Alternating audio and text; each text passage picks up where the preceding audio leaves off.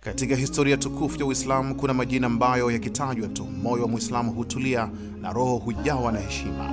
Miongoni mwa majina hayo ni jina la sahaba mashuhuri Bilal bin Rabah al-Habashi. Bilal alikuwa miongoni mwa watu waliobeba historia ya Uislamu katika nyoyo zao kabla hata dini haijaenea duniani. Alizaliwa katika mji mtakatifu wa Makka katika familia ya watumwa. Mama yake alikuwa mwanamke mwema aitwaye Hamama binti Saleh aliyekuwa na asili ya Afrika, jambo lilomfanya Bilal awe na ngozi nyeusi iliyong'aa mithili ya usiku wenye mwezi angavu. Katika jamii ya wakati huo utumwa ulikuwa kawaida. Bilal alikuwa chini ya bwana wake mkali aitwaye Umayya bin Khalafi, lakini katika moyo wa Bilal kulikuwa na kitu ambacho hakuna minyororo ingaliweza kukifunga. Aliposikia ujumbe wa tauhid kutoka kwa Muhammad bin Abdullah sallallahu alaihi wasallam, Bilali hakusita, aliukubali Uislamu kwa moyo wote. Hata hivyo, imani hiyo ilimagharimu mateso makubwa. Umayya ibn Khalafi alimtesa sana, akimlaza juu ya mchanga wa moto jangwani na kuweka jiwe zito kifuani mwake, akimtaka aukane Uislamu.